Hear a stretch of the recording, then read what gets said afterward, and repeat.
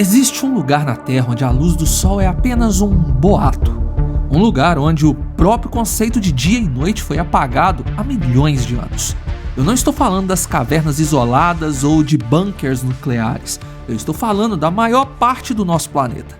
Se você mergulhar fundo o suficiente, a água deixa de ser o elemento que sustenta a vida e se torna uma prensa hidráulica de escala planetária, pronta para esmagar um submarino nuclear como se fosse uma lata de refrigerante vazia.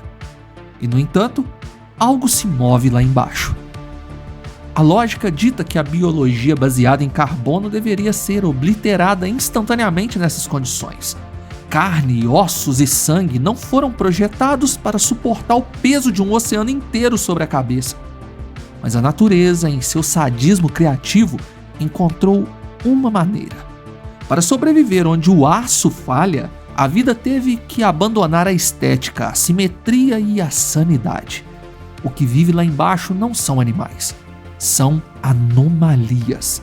São respostas grotescas a uma pergunta que nunca deveríamos ter feito. O que acontece quando a vida é forçada a existir em um inferno de água, pressão e escuridão? Bem-vindos ao Ordinário. E hoje vamos olhar nos olhos do abismo. E como dizem por aí, ele costuma olhar de volta. Prepare-se porque estamos prestes a mergulhar nele. Deixe seu like, se inscreva e vamos ao vídeo. Esqueça o que você sabe sobre o Oceano Azul e convidativo. Aquilo é apenas a pele superficial, uma fina camada de propaganda que a Terra usa para parecer hospitaleira. A zona epipelágica, os primeiros 200 metros, é onde vivem os golfinhos, os corais e a luz. É a zona de conforto. É onde nós, humanos, nos sentimos no controle. Mas assim que cruzamos a barreira dos 200 metros, entramos na zona mesopelágica. Os cientistas chamam isso de zona do crepúsculo. Mas há um nome mais preciso. Seria o portão do esquecimento. A temperatura despenca. A luz se torna um fantasma cinza e fraco. Aqui, a biologia começa a operar em modo de guerra furtiva. Não há lugar para se esconder, então a camuflagem se torna uma questão de física ótica avançada. Considere o peixe-machado de nome científico Hatfield. Ele não é apenas um peixe, é um bombardeiro stealth orgânico. Sua silhueta é fina como uma lâmina de barbear, tornando-o praticamente invisível de frente. Mas o verdadeiro horror tecnológico está na sua barriga. Ele possui fotóforos, órgãos que geram luz biológica, calibrados exatamente para imitar a fraca luz que vem da superfície. Se um predador olha para cima, não verá a sombra de uma presa, verá apenas a luz contínua.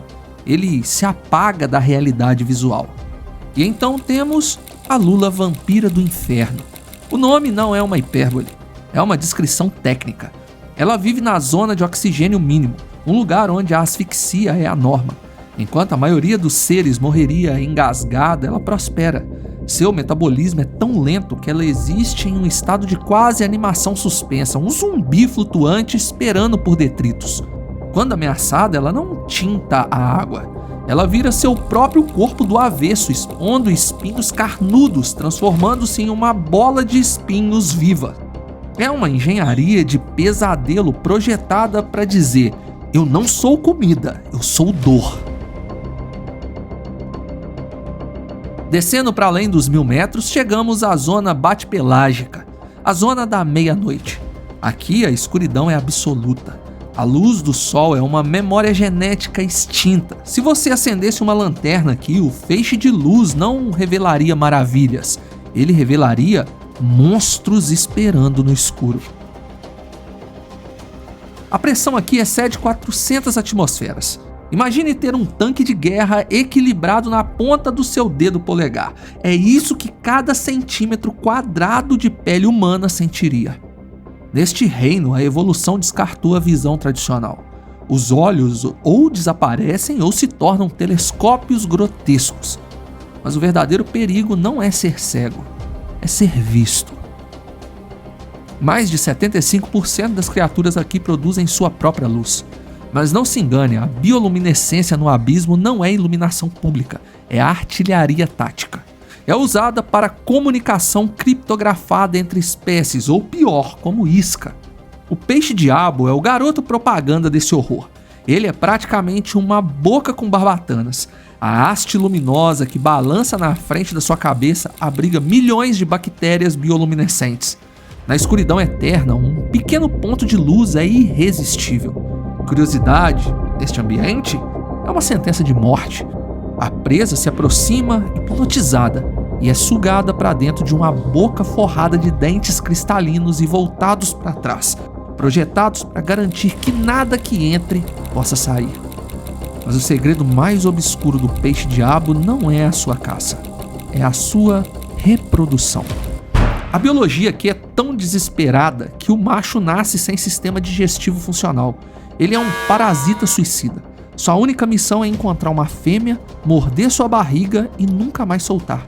Ele libera uma enzima que dissolve sua própria boca e a pele dela, fundindo os dois sistemas circulatórios. Ele se torna um testículo atrofiado pendurado no corpo dela, alimentado pelo sangue dela e existindo apenas como um banco de esperma vivo. O romantismo não existe no abismo, apenas a fusão de carne e a perpetuação da espécie a qualquer custo.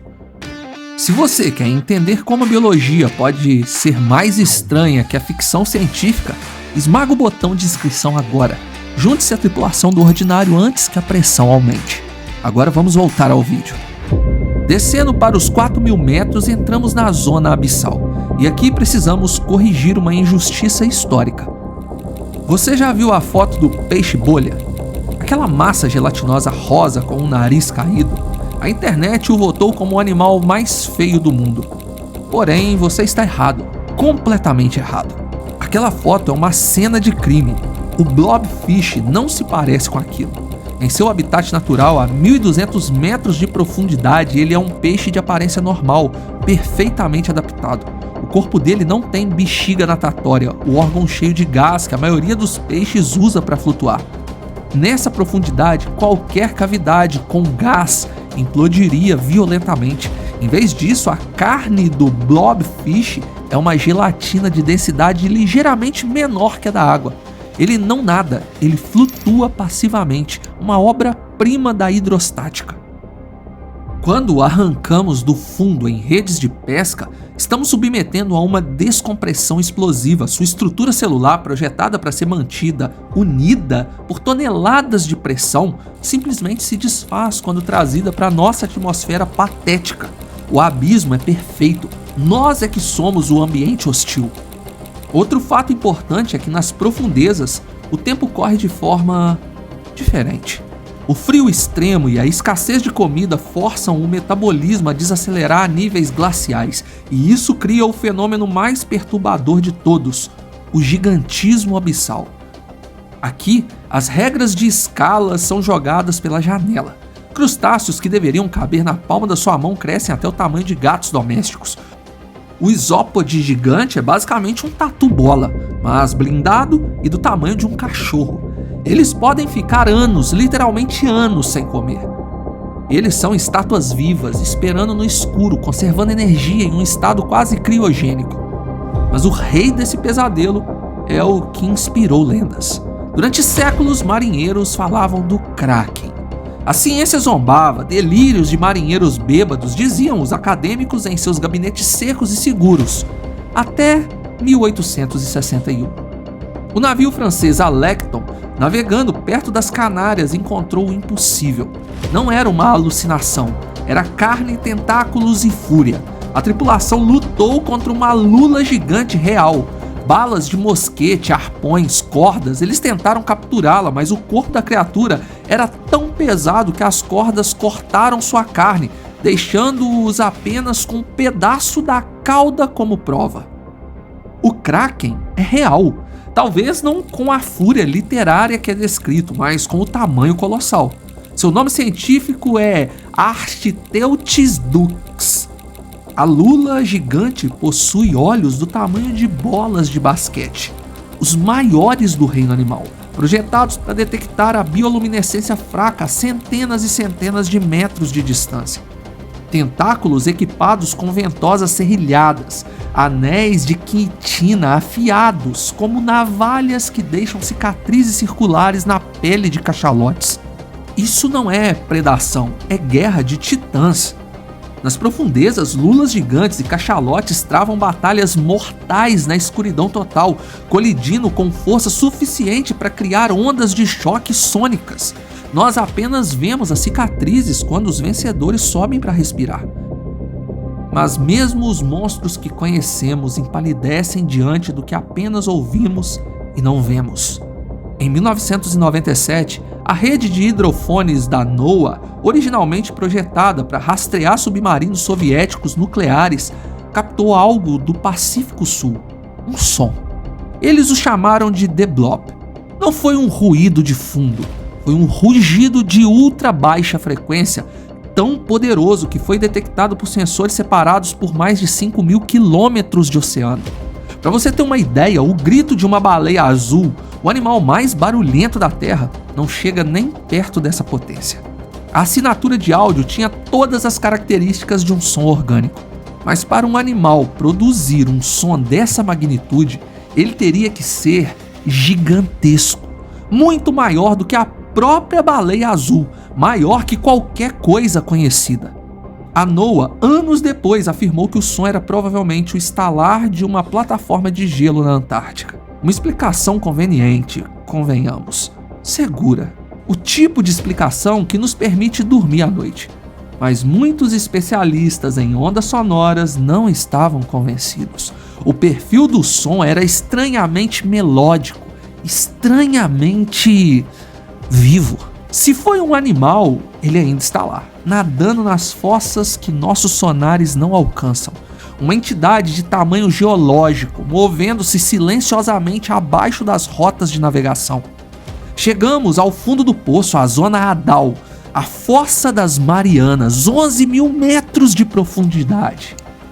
Mais pessoas pisaram na Lua do que visitaram esse lugar. A pressão aqui é de 1086 bars. É o equivalente a um elefante pisando em cada polegada do seu corpo. A água se comporta quase como um sólido. A vida aqui não deveria existir, mas existe. Anfípodes, pequenos camarões com armaduras de alumínio sintético em seus corpos para reforçar seus exoesqueletos. Eles estão minerando o oceano para construir trajes de proteção. Mas o que encontramos no ponto mais profundo da Terra, o Challenger Deep, foi o choque final. Não foi um monstro marinho, não foi um portal alienígena. Foi um saco plástico. Pense na gravidade existencial disso. No lugar mais remoto, hostil e inacessível do planeta, um lugar que deveria ser o último santuário virgem da Terra. A primeira coisa que encontramos foi o nosso próprio lixo. Microplásticos foram encontrados nas entranhas de criaturas que vivem a 10 quilômetros de profundidade. Nós infectamos o planeta inteiro. Não há mais lá fora. Tudo é aqui. Nós olhamos para as estrelas em busca de vida alienígena, mas ignoramos o universo que pulsa sob nossos pés. Conhecemos menos de 5% do fundo do oceano. 95% do nosso próprio planeta é uma terra desconhecida. Pense no que isso significa. Significa que os monstros dos mapas antigos podem não ser metáforas. Significa que o Leviatã, ou coisas que nem temos nomes ainda, tem milhões de quilômetros cúbicos de escuridão para se esconder. Nós vivemos em uma pequena ilha de terra seca e águas rasas, cercados por um abismo indiferente e esmagador. Aquelas criaturas com seus dentes de vidro e olhos telescópicos são os verdadeiros donos da casa. Nós que somos apenas os inquilinos barulhentos do andar de cima. Deixe seu like e se inscreva. Obrigado por assistir. Fui.